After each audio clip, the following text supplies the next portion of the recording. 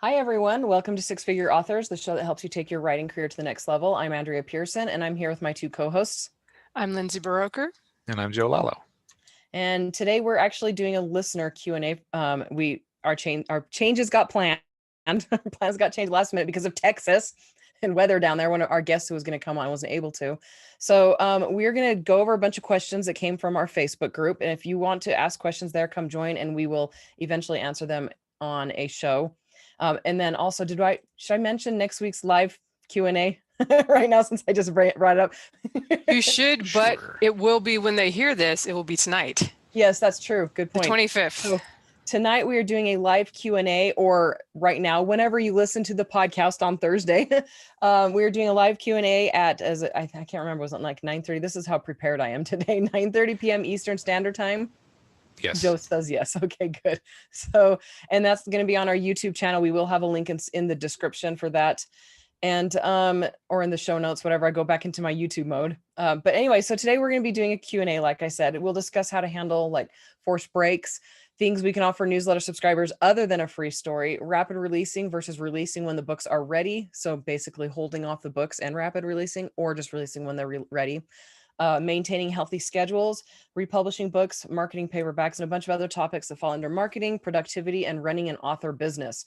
Before we get into that, do you guys want to go ahead and share some news? Sure. For my news, for the first time ever, I had a book go ridiculously short. As you know, I tend to go long, so I've learned to outline on the short side so that when I go long, I hit my mark. And I adjusted for the slice by way too much. The epic fantasy plot, it hit the end of the plot at 60,000 words, which is about half what I was shooting for. Like, I was actually aiming for 100,000 words and expecting to hit it 120. I won't, if I hit 100,000, I'll release it. I think that's sufficient with the amount of story I have. But yeah, I've never gone 40,000 under my target. So my usual impulse to extend stuff didn't kick in as much with the scenes. Like, this is why somebody asked in a comment why my stuff tends to go long. It tends to go long because scenes that I'm very interested in, I add a lot of dialogue to, and I often fail to line up my timelines correctly.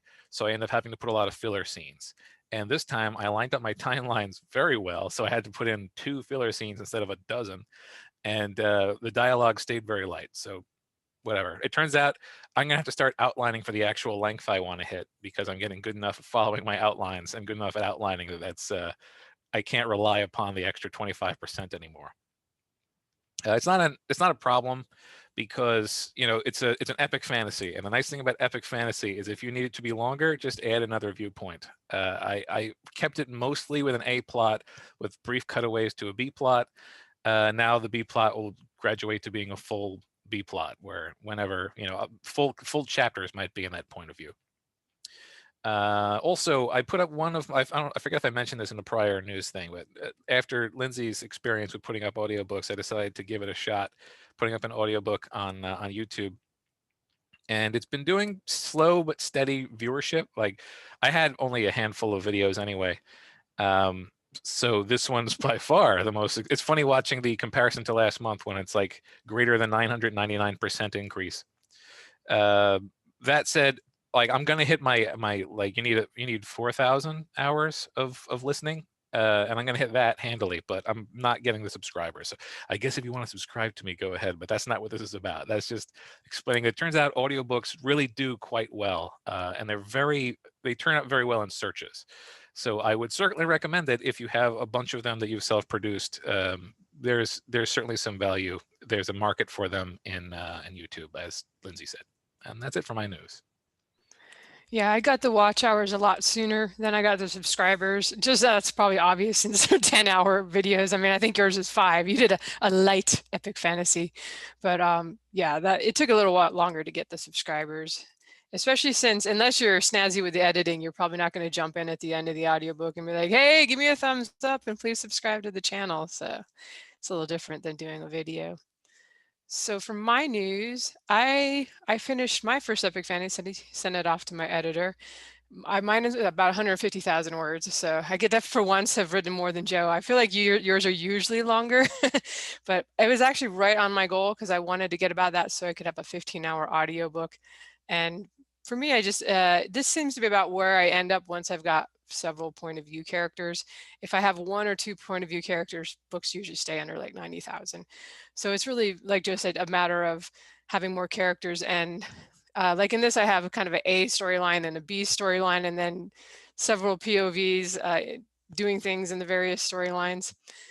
Not that you should necessarily shoot for that unless you're trying to write long for some reason, or you're just trying to write epic fantasy. And we're both very subpar compared to some of the epic fantasy out there in the 200,000, 300,000 word range.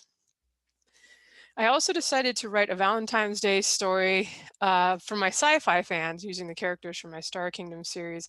And I just put that up on my blog on Valentine's Day. I think that was about end of 5,000 or 6,000 words. It was super fun to write. It's got a little bit of a plot, but it was very just the comedic stuff without worrying about the heavy action adventure, that kind of thing. And the readers really liked it. We're going to talk about email later down. I did make myself a lot of extra work because, of course, I emailed my newsletter subscribers for the Sci-Fi when I had it up, and they were all, not all, but a lot of replies, a lot of interests. Also, I decided to write another book in that series, not extending the main storyline, but with a couple of new heroes, with cameos, with the existing characters. And this is basically because the epic fantasy is kind of hard, man. 150,000 words, multiple POVs. I had originally intended to write the first three back to back before letting myself go off and do something else, but I was like, I'm already kind of rereading the last Star Kingdom book so that I could get back into the characters to write the Valentine's Day story. And I was like, maybe I'll just do a light, 70, 80,000 word story in between, and then jump into the second epic fantasy, which means I'm probably not going to definitely not going to be doing a rapid release with this one. I won't necessarily have like 3 books. I won't hold them and wait. So we'll see how that does. It may be, I'll decide later, but I may not price book 1 at 99 cents, which is something I often do at the launch if I have book 2 and 3 ready to go right after. This will get more presumably from page reads, assuming I can get a good number of readers, but we'll see. I may be kind of torpedoing the earnings this year by not really focusing on one series. Maybe if it doesn't go well, I can always do something else in the second half of the year, but hopefully it'll do fine. I guess that's it from my news. Okay. I am unmuted. Yes, it just gave me a really weird notification. It hasn't done that in a while. Okay. All right. So I checked into a hotel for 2 nights earlier this week, and it was so fantastic. It was phenomenal. I finished edits my editor sent me for the book that I wrote in January, and they were some of the biggest edits I've had in a long time. She was like, this will just take a couple sentences here and there. And it took me like a week and a half, which hasn't happened since the second book I wrote. And anyway, but I feel like it's a lot stronger now. And I started the next book. I actually started the next 2 books. I took a break from one, the second book in the series, to write my reader magnet. Because I was like, I can't start releasing until I actually have a reader magnet available. Anyway, so it's been going really, really well. And I've been going to a hotel once a month lately. Actually, I went twice last month, and that's been fantastic. And the kids don't miss me as much when I'm gone for a full day, as opposed to me trying to sneak away like every day, all day long, every single day, just to get in a bit of writing. And I'm also more productive at the hotel, so it makes up for the time I would have spent trying to get things in here and there at home. And so I'm able to spend more time with the kids, and I get more book writing time in too. So and it's been working really, really, really great. I've been loving it. Anyway, our nanny has been great. We've been adjusting to getting one. It's kind of just weird, like we have somebody living in our house now, right?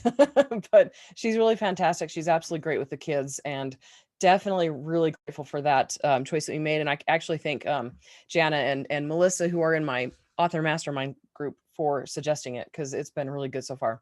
Anyway, things are going really, really well right now. I'm kind of like, when's the other shoe going to drop? Like, when's the end of this peaceful storm going to end? And anyway, yep. So that's pretty much what's going on for me this week. And we're going to go ahead and go into questions. Excuse me. I wanted to make a comment really fast on our Facebook thread that has the questions from our listeners. I went down and I was like, we're answering this question this week. And then I was like, I did that with a bunch of people before realizing that some of them we'd answered and some of them we hadn't, or we'd answered questions very similar, because I have horrible memory. I don't remember what we've answered and what we haven't. And so if we don't answer your direct question this week, that's probably why, because I was like, wait, we answered this already. So if we have not answered your question already, then I don't know, let us know somehow, or come tonight to the live Q&A. Anyway, so we're going to go ahead into the questions. And I think, Joe, you've got the first one. Yep. This question is from John Boyd. Have any of you republished a work, and why? What are the merits and downsides of republishing? I am turning a previously published standalone into the first book of a quartet, and am making some serious changes to the story, so I'm wondering if I should republish. And I'm first to answer. I've republished several things. I've republished an entire series, and I'm working on possibly republishing another one. I don't know yet if I'm going to do the second one, but the first one, it's the very first series I wrote, the Clinia series, which is now called the Clinia Chronicles, and it was geared originally to middle grade readers. I never quite jived with the feel of that, though, because it's the one that got picked up by a publisher, and the publisher had some guidelines that my editor, who is still my editor, had to follow. And in implementing those guidelines, it kind of changed the feel of the story enough where it was no longer fully mine. I always wanted it to be a young adult book series, but I aged everybody. I aged the character wrong and all of that. Anyway, so the covers were outdated and the writing of the first book was not great. But I knew, judging by read through, that if people finished that first book, like my read through was like 98% from book 1 to book 2. So if people finished book 1 to book 2, no, that wasn't the read through book 2 through the rest ones. Anyway, so I knew that if I fixed that first book, that the series would do well. And so I rewrote the first half of it completely. I changed the age of the character. I added in more graphic stuff, like torture, because torture is exciting. Anyway, so I re-released it as a teen epic fantasy, and it's done really well since then, especially compared to how it did in the beginning. It's like tripled what it made in the first 7 years it was published, and it gets featured by BookBub every 6 months, and it's reviewing really well, and I'm really, really grateful I did that. I definitely do not regret re-releasing it. And as an FYI, I started over completely from scratch. I lost all my original reviews. I got new ASINs, all of that. But with a book that is a standalone and that you're turning into a series, I don't know that a re-release would be necessary. But I think, Joe, you did something with your Book of Deacon series where it was originally supposed to be so short and then you lengthened it or something like that. I'm wondering if that's kind of similar to what John is wondering, if he doesn't need to re-release everything, you just add on to the current book and then just tweak things accordingly. The Book of Deacon series was originally released as a trilogy, and if you read the first 3 books, it definitely reads as a complete series. And then I added books 4, 5, and 6, and I also spun off some other stuff. But there's like the main series went from 3 books to 6 books, and I mean, in that case, I didn't do anything. I didn't feel the need to republish. I have never republished anything. I think that you can get away with keeping things the same. But again, if you're massively reworking the first one in order to get it to work with the rest, which I didn't do, my books stay the same, then potentially it's worth re-releasing them just to avoid confusion. But then again, if your book didn't sell very much, then there's not going to be much confusion to be had. So you can go either way on this. I would probably, if I had a book that I felt I completely botched, and I'm not saying that you did, but like that is a situation in which I would republish. Like we talk a lot about Pizza Dragon. That's a book that I would potentially republish, and I'm actually thinking about doing so because everyone calls it Pizza Dragon. I call it Pizza Dragon. That's not the name of the book. It's Structophus. So just re-releasing it under the name that everyone calls it would probably be a pretty good thing.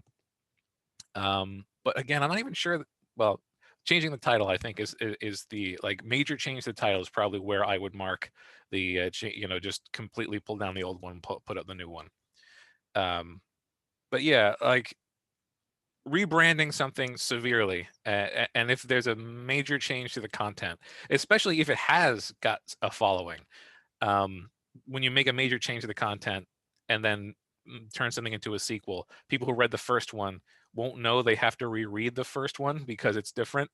Like I can see why that sort of reworking would lead to a re-release, but under my circumstances, it would be more of a rebranding that I would be trying that sort of thing on. Yeah, I have not republished anything, so this is just my hypothetical thoughts, and it would kind of actually depend on, have a lot of people purchase this and read it would be what I would ask first, because I feel like you probably can't do this, honestly, if you've sold it to a lot of people. Like, I feel like you'd still have to have the original available. I don't even know what happens if somebody tries to re-download it to their Amazon library and you've taken the book down and now it's a new book. I don't know, maybe somebody can let us know in the comments what happens there, if they can still get the old one. But yeah, if it would just depend. But usually I see when people ask this question, they're thinking about it, it's because the first one didn't sell, and probably reviews are not that great. So you're not losing anything if you take the old one down and republish with new AISNs. So that's kind of what I'm going to assume. And yeah, why not then? The only thing I would say is that if anybody read it, which I assume some people have read it, I would just make it really clear in the blurb that it was previously published as such and such, so that nobody accidentally buys it and then feels cheated. And yeah, but yeah, otherwise it's a great idea to do if you just feel like it didn't do well and you want to relaunch it, redo it. I think you said as a quartet. It gives you a whole new chance to start from scratch and possibly have a little new release love if you throw some advertising and get a little momentum behind it in the stores. So definitely worth considering. I would just I really think about it if a lot of people had read it. All right, the next question is from Blake R. Wolf. This one is for all of you. I'm currently at the beginning of a series, one book published and one slated for February 2021. Sorry, Blake, you probably put this question up a couple months ago. We haven't done a Q&A show for a little while, but he says, I've set up Amazon ads, Facebook ads, and even taken out a couple for mailing lists. Is there anything else I can do to drive traffic and entice people to start a new fantasy series? Okay, so at this point, and this is advice people don't like hearing, the most important thing for you to do at this point is to write more books, even before you push a lot of money into the two you have now, assuming the next one is out already since we are in February.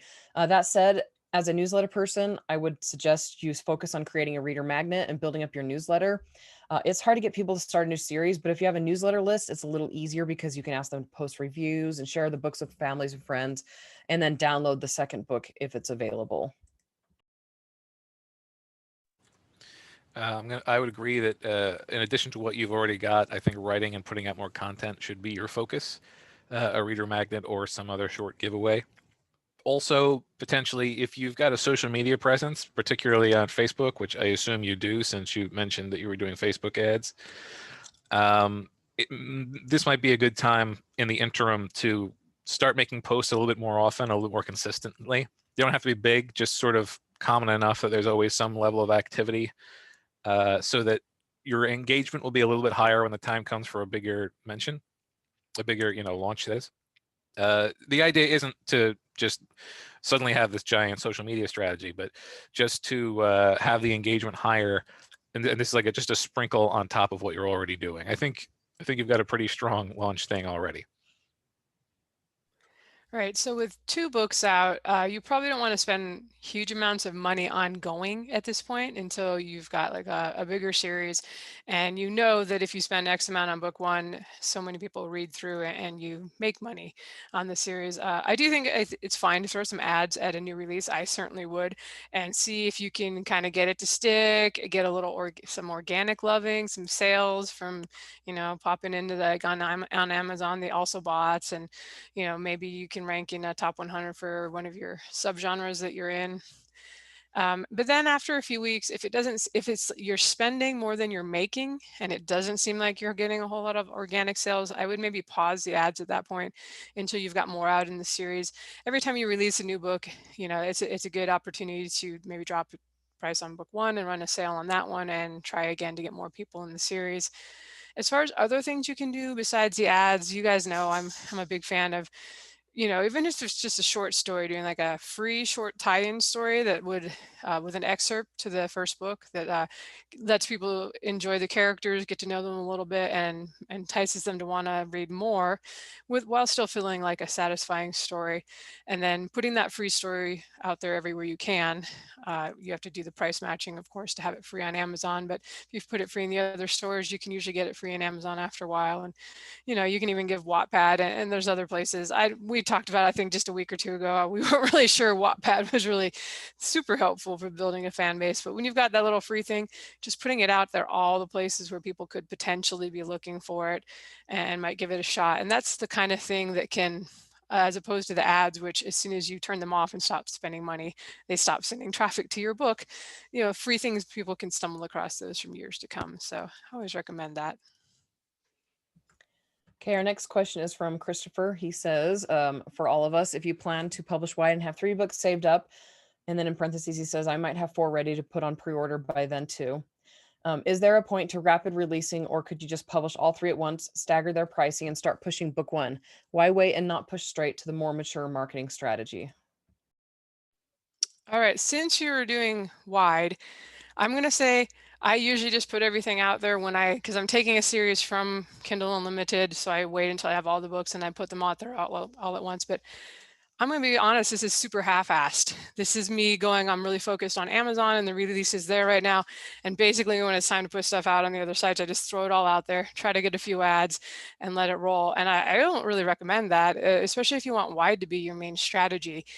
The thing with putting it all out there at once is you're basically getting one shot to be noticed. And then, you know, because you usually get, especially on Amazon, I've noticed, but I think on the other stores too, you're more likely to get a little loving when you've got a new release. At that point, you're probably focusing on doing stuff for it. You're probably announcing your newsletter, you know, running some ads. And we've talked about, I think it was episode 69 when we brought up the theory of diffusion of innovation. And one of the things that basically it takes time for things to catch on, sort of the rolling stone gradually, or I guess the snowball rolling down the ski mountain and becoming an avalanche over time. It takes time for it to gather momentum. So if you put a book out, all the books out in the series at once, okay, well, at that point, you're just stuck like, you know, hoping you can drive book sales to that book 1. Everything's out there, everything's backlist essentially after a couple months. Whereas if you put one out however often you want to publish, you know, you're saving them up, maybe you do 1 a month or 1 every 2 months. Each time you do a new release, new people are going to happen to be browsing the store in your categories at that time that weren't there 2 months ago, or in 2 months from now, new people will be checking out looking for a new author, and they might see book 3, and that will lead them to check out your book 1. So it's like each time is another opportunity to be noticed and to get readers to check out your books. It's really hard to keep stuff selling indefinitely. You'll find that I've certainly found that after a series, as I've done with releasing books in it, it becomes more challenging to keep that series selling when I moved on to new stuff. And on Amazon specifically, you've got the hot new releases spot where if you can get into that for your genre, that's potentially another place where you can be seen for up to 30 days after release. You can be in that hot new releases spot. So ideally you want to be in that with each book if you can. And like I said, it's just more potential for there to be a boost every time you release a new book. And every time with time, you can gather more fans so that by the time you're releasing book 4, book 5, book 6, you may have more people buying it than like if you did it right now and maybe you don't have a big fan base yet. So that alone, the fans you've built up over time from the newer, earlier releases can help put, let's say, book 6 way at the top of your category where it's going to be noticed by a lot more people. And that's my thoughts on that. I think if you have a really strong launch strategy, you could potentially release them all at once and have it would be an enormous event. But I personally view a launch as one of the few times that the individual store algorithms are usually trying, moving the needle for you a little bit. Like Lindsay says, the hot and release area and stuff like that. So I like to use every launch as an opportunity to drive some additional traffic to my stuff. And if you do it as one gigantic bonanza, then you only do it once. And if you do it as a bunch of different releases, then you have a bunch of different releases. There's also a second reason that I usually do this, and it's because I typically assume I'm going to make some mistakes. With any new release, there's something different about it than the previous one. So I always sort of assume that I'm not going to do it perfect on the first try. So I like having the capacity to course correct, even if it's just a week or two in between releases. If I see that whatever, these ads I thought were going to really pay off for me aren't going to pay off, and either put more money into the next one or whatever. I like being able to iteratively learn, and you can do that with separate releases that you can't do it in the same way with just the one. And I like how we all have very different opinions on this because I think it would depend on also your life situation. So for me personally, I'm fine with you doing that because okay, so there's a lot in my little brain right now, but I've done that before. I did that with the Colonial Chronicles. I just released all 6 books at once, and I actually it was when I got interviewed by Lindsay and Joe and Jeff back on their old show, and I was in the middle of that release when they interviewed me. Anyway, I don't regret doing that just because my personal schedule, like, it's just launches are really, really hard for me to work around. I've always struggled with them. I don't make a whole lot of money on them. And it's possibly because I don't focus on them, so it's like the chicken and the egg. But I've learned that I can, with one exception, always make money on a series after it's released, and more than I did on the launch. And so it just depends on what your life is like, what your personal life is like, if you have to focus on separate launches, because what they both said is absolutely accurate. Like the hot new release lists, all of that stuff, you get one chance to get noticed on those things. But also, like, if you're rapid releasing them, remember that rapid works best if you can maintain that schedule after. And if you already have a name in the genre, it was when Mal Cooper came on that, we were like, wait, rapid release doesn't work. And I've done a lot of research into that. And I think that's accurate, that if you are already having a name in the genre, and if you're already releasing regularly, rapid release works. But if you don't, and if you're new, it doesn't necessarily work. However, like what they said, though, you have opportunities each time you release a new book to hit the market and to get attention. And so anyway, there are strategies that work and strategies that don't work. The ones that don't work might move a few copies if you have a ton of books out, but the ones that work when you have a couple books are going to be ones that work when you have 100 books or 1,000 books. Well, actually, no, we don't usually have 1,000 books, but anyway, so the results will be much bigger. And I've noticed working with authors that a lot of them get stuck on things that move a few copies. They're like, I sold 10 books, it worked, and not realizing that they could have moved way more if they'd done something else. So you just have to figure out what else works for you and go with that. And then recognize that this one launch, this one release, these books is not going to be the last ones you ever launch, the last ones you ever release. So if you make a mistake on this, if you regret something, then do something different the next time. Anyway, so personally, my brain, my personal life, I would just launch them all at once and then just say, I'll make money on them later and then do better in the future. But that's not necessarily the best way to go. All right, next question is from James Mathis. Paperbacks seem to be the redheaded stepchildren of indie publishing now. This month, I've actually sold as many paperbacks as ebooks. Any special tips about marketing paperbacks? Okay, so I have one tip here. I would suggest running ads to them through Facebook, because they let you select your audience and make it pretty narrow. And I'm sure there's an option for people like paperback books, and you can narrow that down further to similar authors to what you've written, or in the genre. Like you could say, if you wrote an urban fantasy book, then you would, target urban fantasy readers of paperback books. But there's no reason why you can't market your paperbacks. And if you're already doing well on that, assuming that's still the case now, several months later from when you asked the question, then yeah, Facebook, I don't see why that wouldn't be a bad idea. I decided to take a peek at my paper book sales while we were talking about the last question there, because I have been aware that I've been selling more, at least on Amazon, since the switch from CreateSpace to KDP Print. Don't really know why that would be. I haven't done anything extra for marketing them, and I haven't gone in to look like which series is selling the most. It may just be that this last series did better and was more appealing in paperback.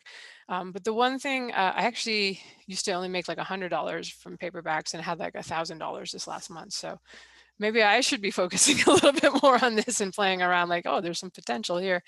I would say that the main thing is if you are going to put some focus on it with ad money is to just raise the price a couple dollars. I feel like paperbacks, they're expensive anyway if you're on print on demand. So it's probably not going to make that huge of a difference if you're going from $11.99 to $13.99.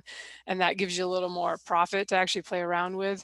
Also, if you're talking like KDP print, be aware that if you select expanded distribution, it forces you to raise the prices quite a bit higher without necessarily making more.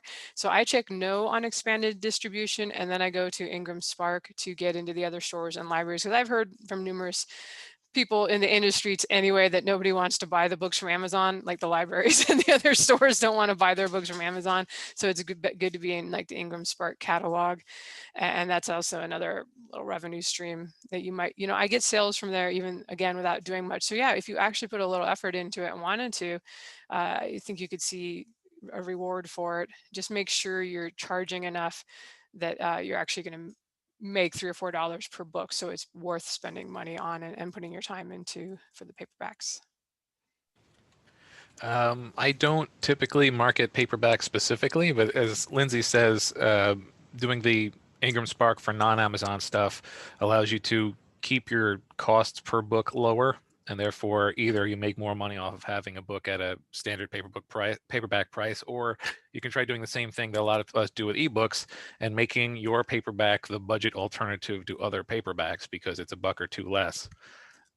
Because even though print on demand is way more expensive per book than doing print runs, the big publishers still charge more for their paperbacks than a print on demand book can be priced if you have set the price adequately.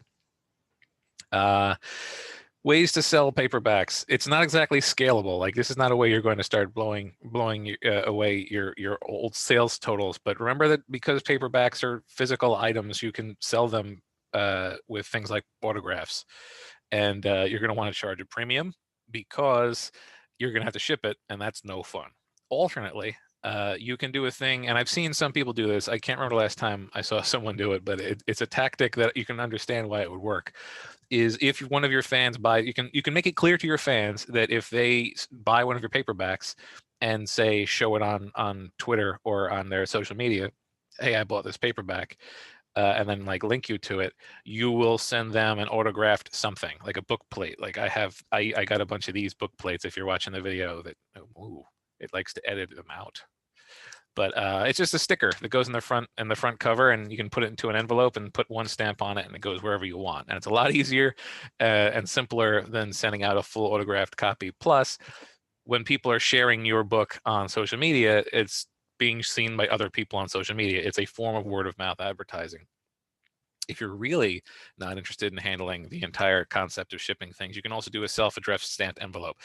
All of that being said, that is ways to make money and additional money off of paperbacks. I don't think any of these are really going to move the needle very much in terms of just selling more paperbacks overall. So listen to the other advice given if you're looking for just standard marketing of paperbacks.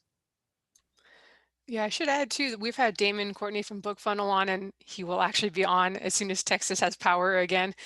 We were supposed to have him on tonight, but we're rescheduling. But because BookFunnel is now offering audiobooks, and of course they have ebooks, and I know Damon has mentioned that some of his customers in the past, what they're doing is bundling. Like if you buy the paperback, you will also get like the ebook and the audiobook, and you get those digital files right away.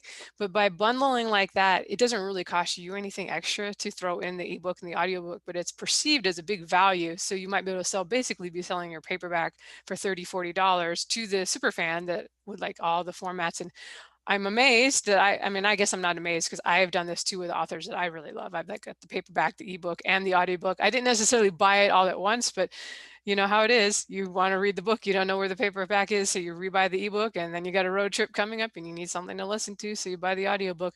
So for people like that, they might be enticed. These are, you know, your big fans, to drop $30 or $40 in order to get the whole bundle of everything, especially if you sign the paperback too, which it becomes more worth doing in a case like that where you're making more for each one. Next question, Alexa Kang. What can we offer or give to new subscribers virtually as a welcome gift for an onboard sequence other than a free story, a newsletter onboard sequence? And I just picked one thing to talk about just because it's something that works for me as a reader. And it is maps. And even for romances, like you can have a fantasy map of, you know, a different world or a earth or something like that. But even romances like house plans, you know, what does her house look like that she lives in and that so much happens in? And they're the same thing as a map. You don't even need to have them be really detailed. A lot of readers are visual, and being able to see the city or the world or the neighborhood or whatever it is, actually like being able to see it is really fun for them. And that's something that like I said, I really enjoy that myself. I like to commission a lot of art. I used to commission a tremendous amount of it. Now I'm trying to be a little bit more measured. But I very early on, I had my cover artist do some basically full cast illustration of the main characters from the Book of Deacon series. And the cover of the first Book of Deacon, it was a major reason why I started to have a career. So having that same illustrator do some more artwork that was almost certainly what had attracted a lot of people to my stuff seemed like it would work out pretty well, and it did. Had them formatted as wallpapers for not just computers but also tablets and cell phones, and threw those in there. You can also record a little private video, like just a video that you put up on YouTube as an unlisted link, that would have some, you know, Q&A, just you talking to them. It's a thing that I know a lot of people really like to see videos and hear the voice of the author. That's a thing you could do. I used to just do that with Q&A things, but also if you have an onboarding sequence like that, sometimes just the stuff in the onboarding sequence tends to be pretty helpful, like things that people are happy to have the opportunity to do, because I ask a lot of questions in my onboarding sequence. So I talked about not getting a lot of emails. I almost always get an email from people who just signed up because I'm giving them additional opportunity for feedback. So just the, you know, throwing a poll in there that makes them feel like their voice is heard can be seen as a reward for your new people. So in my case, I've never actually done anything except fiction, but I really like the idea of maps, especially for sci-fi and fantasy fans who often like maps. I'm actually getting a map for my epic fantasy series. This will be my first one, but you don't have to commission one. I think Inktory is the name of the site that you can. It's a fantasy map builder. If you have time to go on there, it can make pretty cool ones just to, you know, without hiring somebody. If you like playing with that stuff, that's the kind of thing you could do. I've also seen people give away phone or desktop backgrounds based on the cover art they've had done, or like Joe, if you've had some other illustrations done. I haven't tried that, but it's something I've thought about. I keep thinking I should just ask the artist as I'm getting the cover done, because when they do the wraparound for the paperback, it's usually going to be that kind of rectangle that would pretty easily could be adapted to different desktop sizes, and that's just a free, you know, a thing you've got that people can download. It's not going to necessarily cost any money. I'm not sure if that would get as many signups, like if that alone would be as enticing to readers as, say, the background story of the super intriguing character that is not a POV in the series, but that readers are dying to know more about. But I would certainly think you would get some people interested in them. I think if it was me, I would do the short story or whatever, or the novella or the prequel,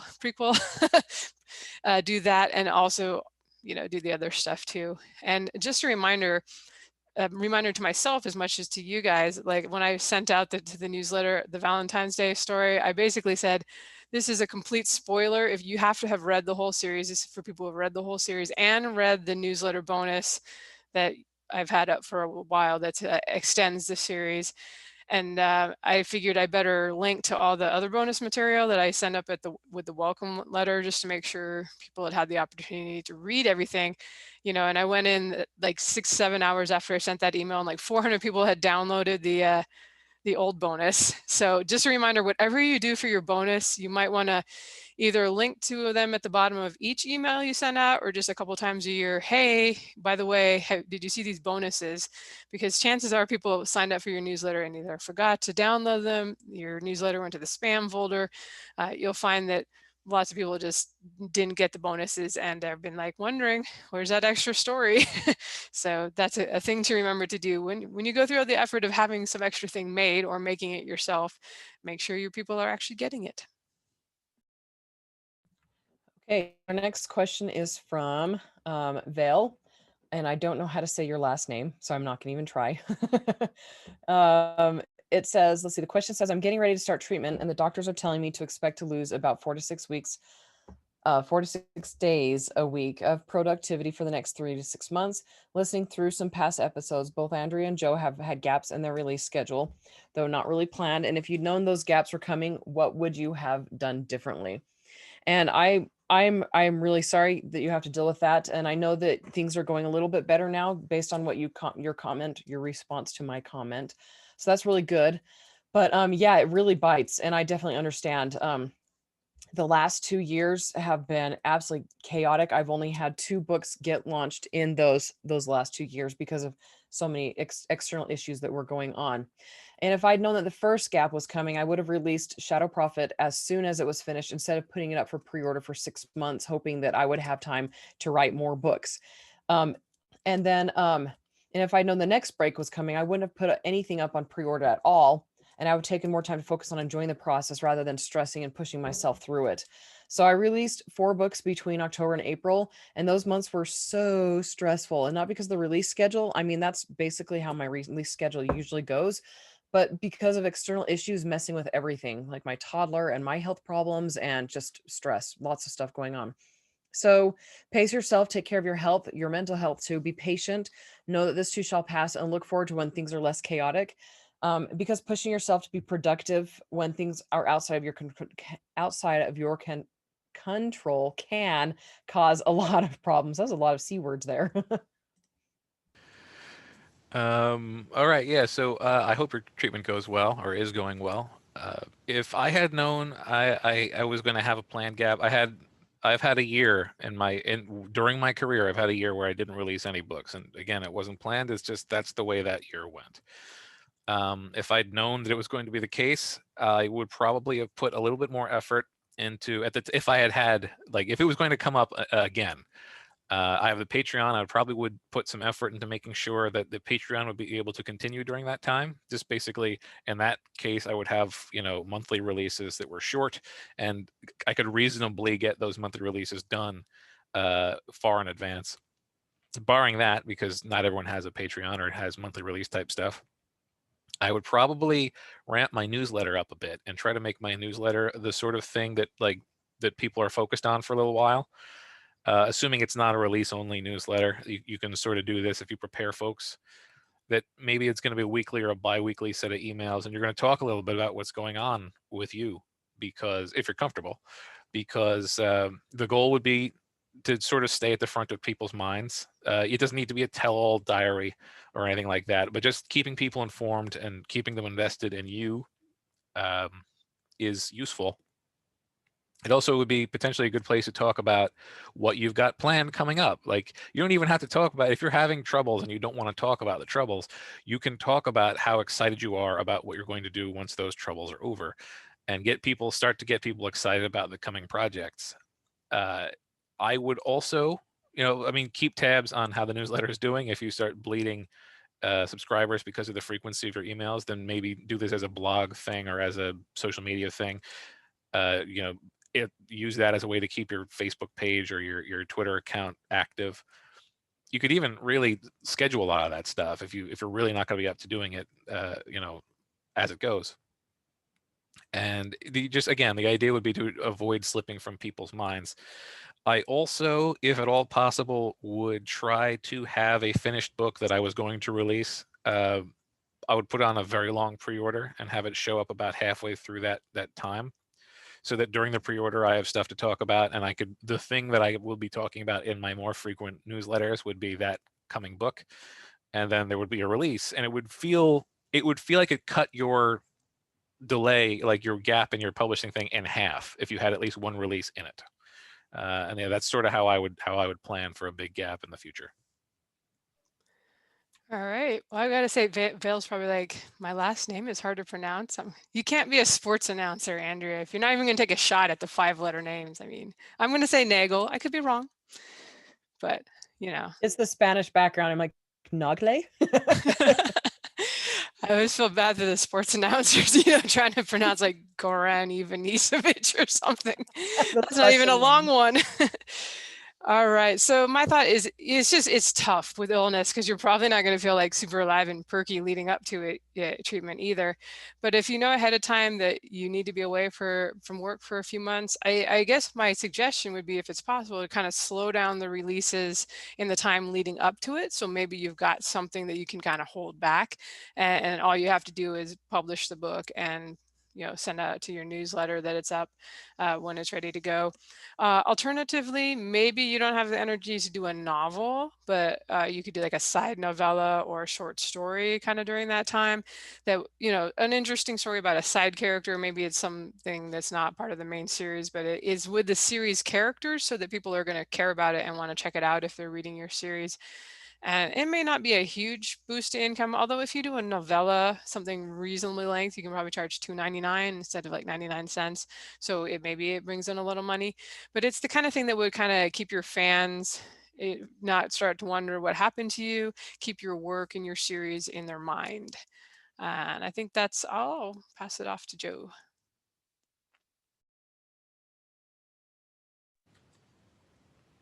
But yeah. The next question is you. Where are we? You guys deleted it. That's the one we were going to delete. I didn't delete it in my Word document. I had an internet lag too. I'm like, why is nobody talking? And then it's all red. All right. So next question is not about Google Play promo codes, which we decided if you're going to give away free books, just do Book Funnel. Next question is from Scott Thrower. How do you cope with replies to your mailings? I never expected people would actually reply at all, but properly replying to those replies could easily get time consuming. Okay, so I cope poorly. This is something about my personality, even before I was an author, and I haven't been a writer, for very long, just since college, basically. And before I even published, emailing was really low on my favorite things to do list. And I once heard some great advice, and that was this: keep replies to less than 5 sentences and don't leave a lot of loose ends for people to reply to. If you do this, you do need to make sure you're friendly, right? And not coming across as brushing them off, because that's offensive. But remember to respect your own time, okay? And another thing I found that really helps, not answering emails the minute they come in. I can answer a couple days later or months later. I'm really struggling to keep up with things. And I'm gracious in my replies, and I apologize for not being able to answer earlier, and replies honestly died down. And one thing I want to know, I don't artificially postpone responses, and that helps, right? It makes me feel bad that they think I don't have time to answer, but I don't. And so things are crazy, right? When things are really, really crazy, I'm not able to even open my email. And so I'm not answering because I can't open my email because I can't answer. And so that has gotten things like replies have come in fewer and fewer. And then don't sign into your email until you're okay with taking the time to answer, and the temptation to answer immediately won't be as strong. And then make sure, if you do that, like what I do, I like 2 weeks sometimes to open my email, make sure important emails have another place to go so that you're not losing something. I don't have too many folks who reply to any given newsletter unless I specifically ask for feedback. And when I'm asking for feedback, I tend to have sort of a canned response going, which I actually don't have this written down, but this is worth saying. I have a frequently asked questions on my site. I don't update it very often because I don't frequently get asked questions as much anymore. But if you find that a lot of people are answering or replying to your emails with questions, and the questions are coming up pretty frequently, number one, put together frequently asked questions. And I'm not saying you should redirect them to like just, hey, look at my frequently asked questions for the answer. But having a list of answers to those questions means you can copy paste them in, or at least have, don't have to reconstruct them every time you have to answer them. So that's something you could do. When I do get lots of replies, I try to answer everyone, but I also try to do it in a way that I only have to reply once. And obviously, you're not entirely in control of that. The people might ask for more clarification or just want to keep the conversation going. But I'm comfortable answering a dozen emails if I have to answer a dozen emails, but I am uncomfortable juggling a dozen threads. So yeah, try to be comprehensive in answering a question. If the question, if it's multi-part, try to answer all those parts so that you don't get a follow-up. And if you do get a follow-up, prepare yourself a short diplomatic speech that you can use for each one that sort of says, hey, listen, I'm glad you're so interested, but I can't keep this conversation going. I use the term the period at the end of the sentence. I'm pretty good at putting a period at the end of a thread, so as it were, or like make it clear to the person without hurting their feelings that this is where the conversation ends until the next conversation. But yeah, that's about it for me. Right. How you handle this is going to depend a little bit on the size of your newsletter and how many people are actually replying to your newsletter emailings. It may just be that because you may actually want to encourage interaction to avoid being put in spam boxes and things like that. But what you may want to do is a survey or something like that, rather than inviting them to reply back. Like I never ask a question at this point. I'm just like, nope, nope, nope, not asking any questions or for any feedback or anything like that. Because I do answer my own email, and sometimes I honestly fall down on the job. Especially I kind of go through phases where if I'm in a project, I'm really less likely to jump on and answer email at the end of the day. I try to do it so that when I have a new release, I email the newsletter, I know the next day I'm just gonna have to take a chunk of hours and try to hit reply on those. I do like to do this all myself. I mean, I don't know if I like to do it, but I feel kind of an obligation. I just want to be like, not the person that foists this off on an assistant, which is not to say that's a bad thing if you do. Sometimes it's just how it has to be. But I know how much the readers like it. I've gotten so many emails about how much it really means to them to get a reply to an author from an author they really like. A lot of times they're like, wow, I totally didn't expect you to reply, or and they're super excited, especially younger readers. But all ages can be really delighted with a reply. So I try to keep the answers short, a couple of, I'm glad you enjoyed the books. Thanks so much for reading. And I try to pick out something from their email like, oh yeah, you're in Australia. That's awesome. Hope you're having a good hot summer down there right now. Or just pick one thing that you can kind of let them know you read it, and that it's not just a canned response. I use their name and refer to something. Every now and then I send a dog picture or something, which even though I'm not asking for dog pictures in response, I get a ton of dog pictures in response, and that just seems fair. You got to reply back and like, oh, your dog's super awesome, or your great granddaughter or whatever they sent you. So I think that's just something that's kind of part of it, just realizing that this is part of the admin duties as an author. You'll find that you'll get less if you're releasing less. I can't like complain about it when I'm releasing a new book and people email back because I emailed them. Of course, that's going to happen. So I think that if you want things to chill and slow down, maybe at some point you're just like, well, I'm probably not going to release as many books, and then things will slow down a little bit naturally. But I would also recommend don't start a podcast, because then you'll get additional questions about podcast stuff, and you'll get pitched by people who don't listen to the show at all and don't even go to the podcast website and pitch you through your personal author website. Just saying, it happens. But I really don't particularly mind most of the reader emails unless you get the hypercritical stuff. Then you're like, gosh, do I really need to reply to this novel on my errors and my critiquing stuff? And I do think there has to be a point where you're like, okay, for some stuff it's okay just to delete it if it's not a genuine somebody read your books and they're obviously a customer. If it's more getting into like pitching you things or a little spammy or something, I especially if it's from somebody's freaking PR person that they hired, I'm like, really? Nope, delete. So, or just like, nope, not interested. So gauging it depending on who's sending the email to, I guess, and whether they are actually a customer or just somebody that's kind of trying to suck up your time. All right, I will pass it off to Andrea. And this is a really random thought, but thank you so much, you two, for knowing how to say my name. had a lot of people. You guys said it right from the very get-go. Anyway, sorry, that was totally off topic, but I was like, oh, she said my name correctly. I thought this was going to be about Vale's name that I was teasing you for correcting it. Nope. Okay, Vale's going to tweet me because he's on Twitter and tell me, oh no, Andrea was like, it was Nogley or something. That would be so funny. All right. Okay. So Melissa says, what are useful tropes for each genre? I'd love to hear what worked for you. And that is a question with a ton of potential answers, honestly. Like, I don't know. I mean, I'm all over the board with my tropes. And so I've never really noticed if something is doing really, really well. I have my favorites though, but I would recommend you go to tvtropes.org, find the tropes in your genre that you like the best and go with those. But when I'm writing romance, I love second chance romances. I think they're a lot of fun. I don't know. I like pretend engagements. Those are kind of fun.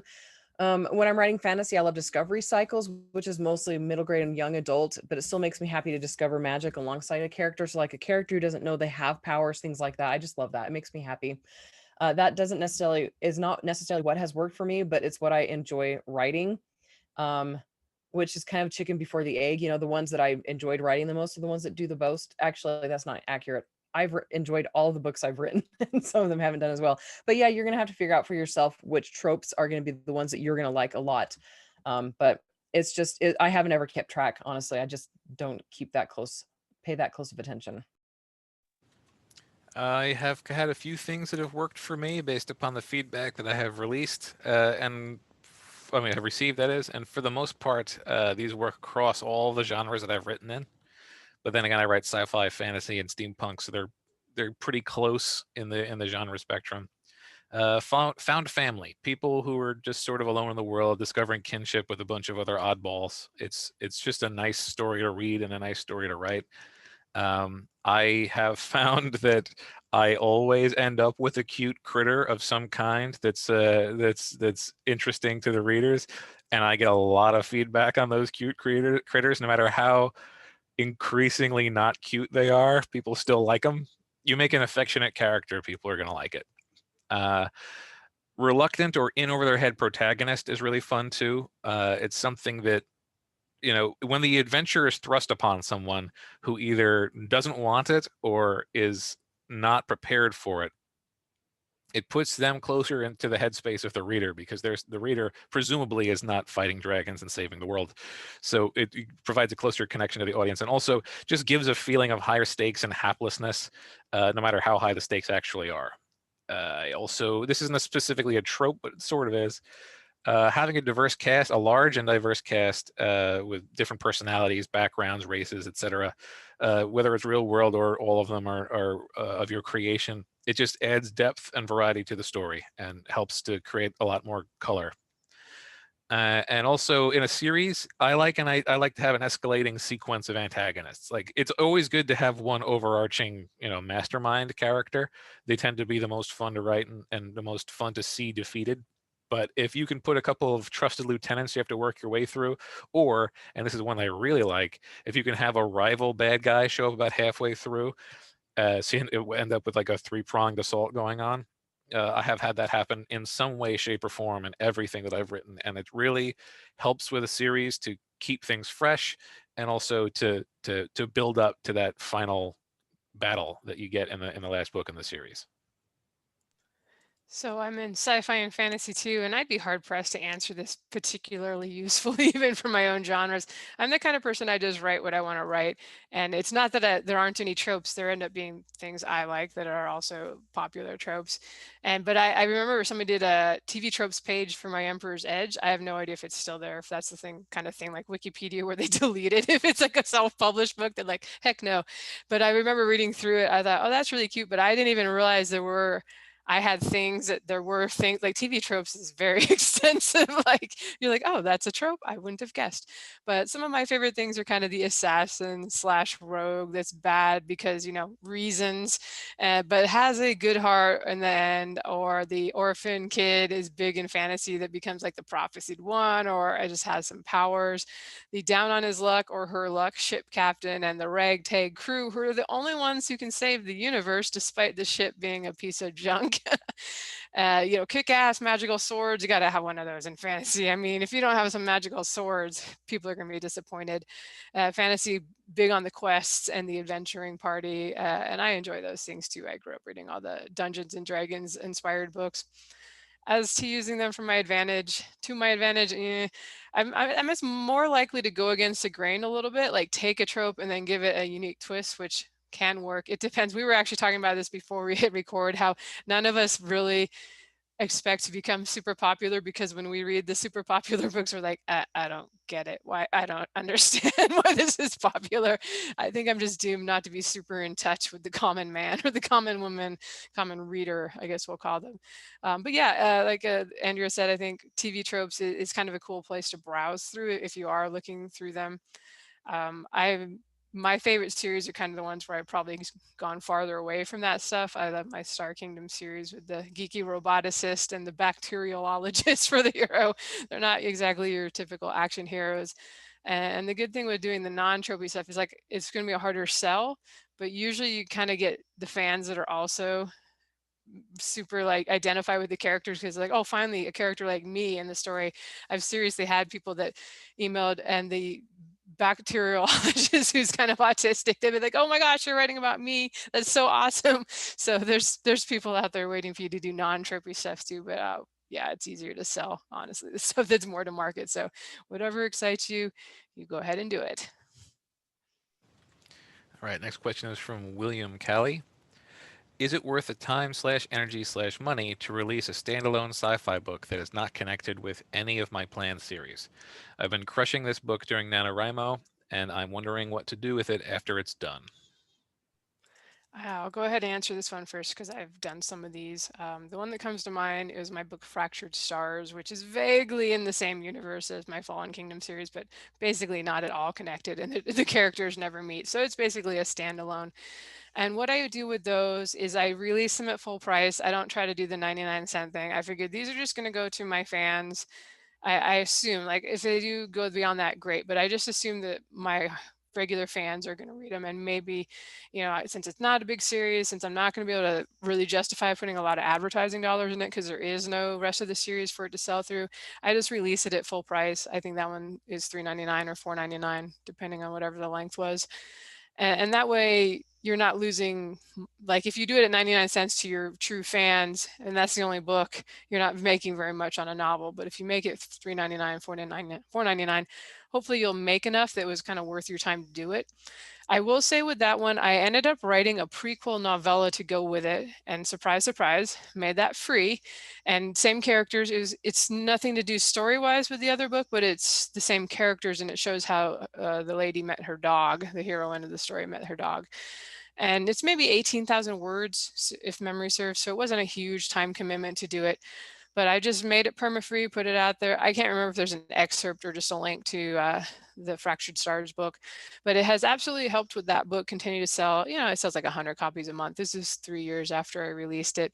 And that's after like maybe 400 downloads of people just finding the free novella.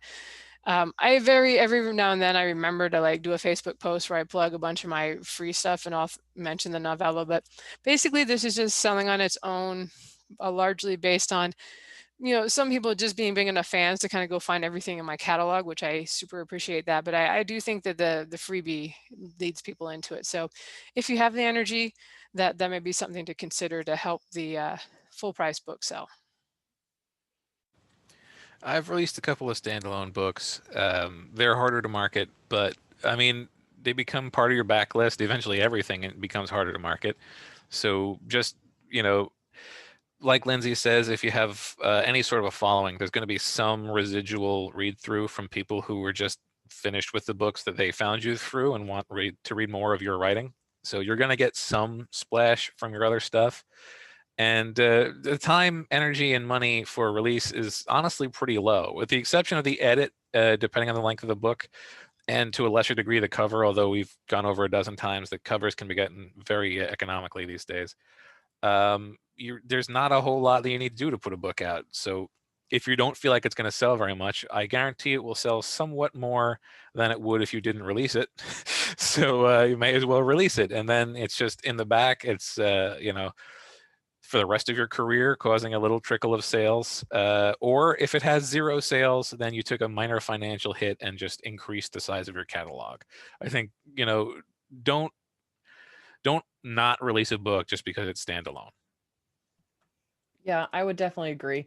I follow the rules, you must write and you must publish, and you must write more or whatever. So if you've written it, if you're loving it, then why not release it? And, you know, it doesn't hurt anything if you've spent the time on it to do it. And if you can, even if it costs money, like Joe was saying, is that little trickle will eventually catch up and it'll eventually pay for itself. And you don't know, maybe it'll do really well. And go ahead and write the novella to go with it anyway. You know you want to. You know it's a good idea. All right, Finn Ambers says, if writing a series, should you put the number of the series on the book cover or leave it off the cover and just have it in the subtitle? I'm seeing a few best-selling authors, such as A.G. Riddle, not even put the series name on the book cover. I'm thinking it looks less busy, and that is one benefit, but what are the pros and cons? Does it look more professional to leave the book number and series title off the cover? And I'm first to answer this one.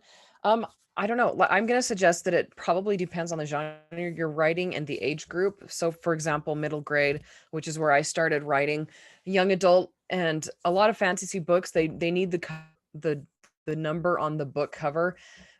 Readers other than romance hate it when it's hard to figure out which book comes next and where they're not paying attention. I mean, there's so many different things now with metadata on and all the online stuff. Everything's changed, but even romance readers like to know where to start, though authors rarely put the number on the cover.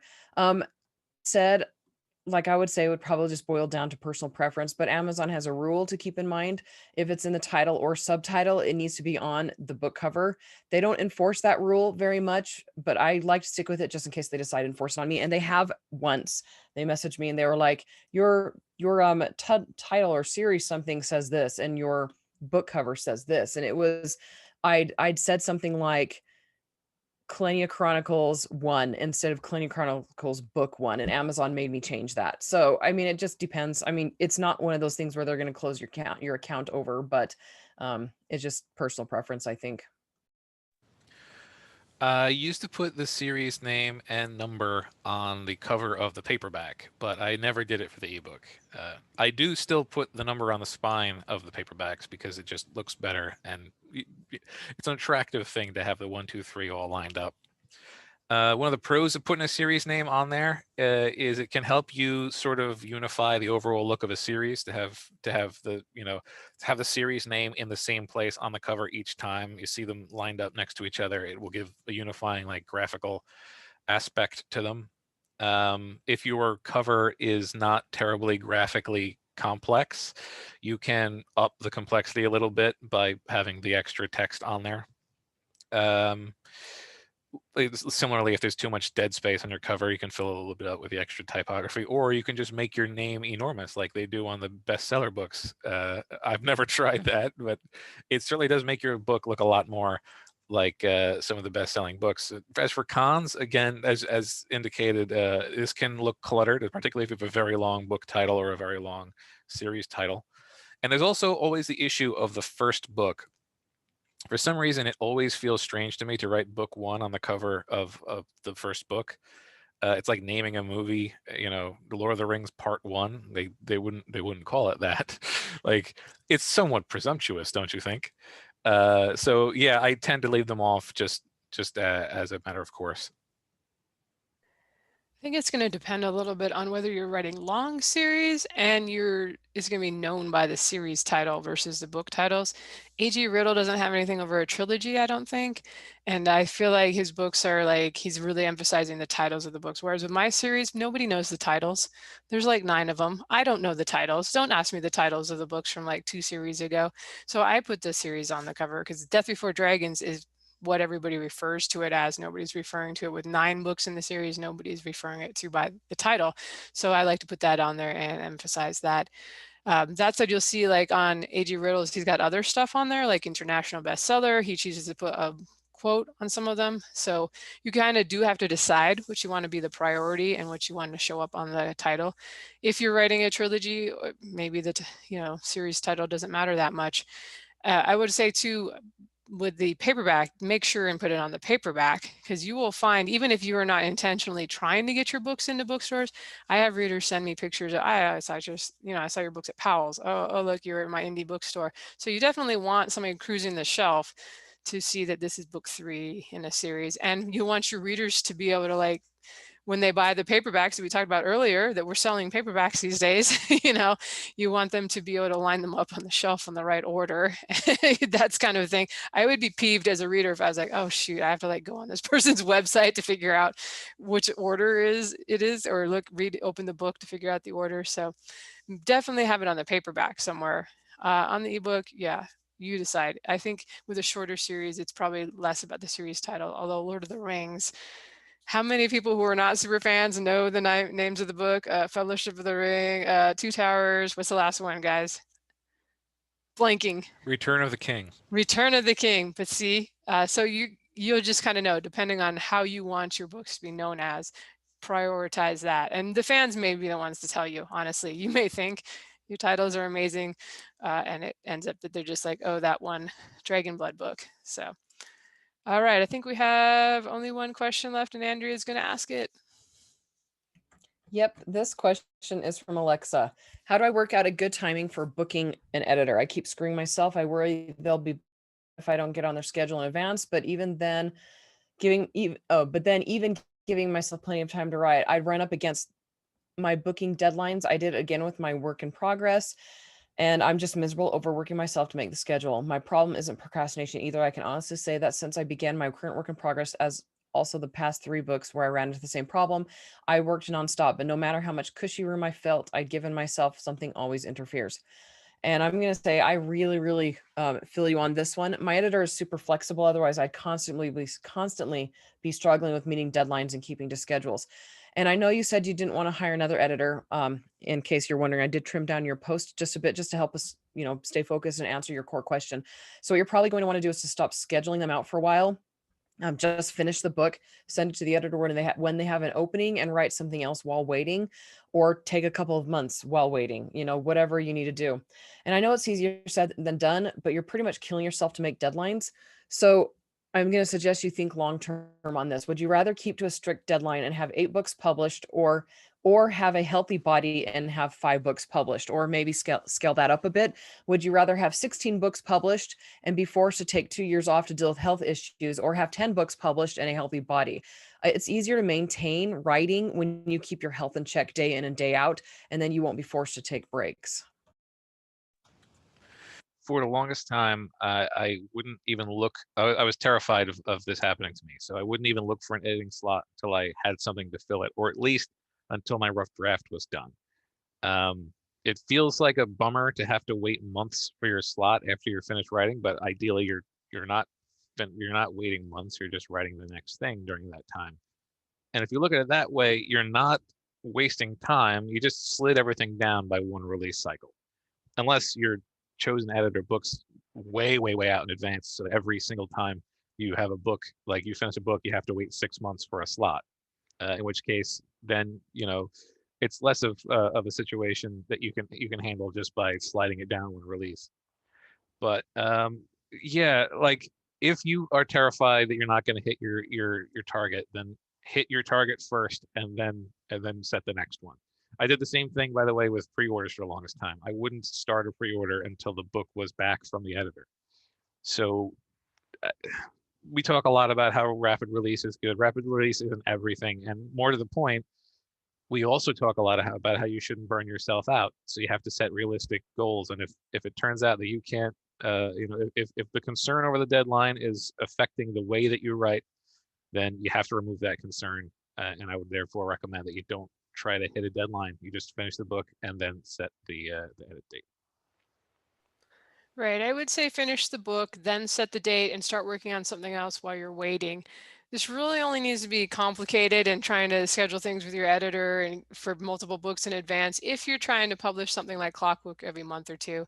But by the time you're writing that much, you're probably going to be really dialed in on how long it takes you to finish books, and this will become less of a stressful thing. And we've talked about before how it can be kind of an incentive to you make your deadline.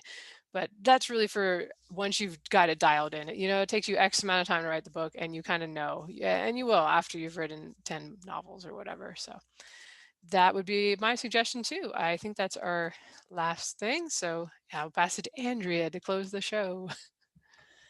The show has been closed. Just kidding. Yeah, thank you everyone for listening, and thank you to Joshua Pearson for producing the show. You can find the show notes or leave a comment or question at sixfigureauthors.com with the number 6. And don't forget, we do have our live Q&A on our YouTube channel this evening, or right now if you're listening to it while we're live and you missed it. Or it was February 25th if you're listening to this in April. Yes. Sorry. February 25th, 2021, for those who are listening in the future. Anyway, that's it from us. We will talk to you all later. Bye. Bye-bye. So long, everybody.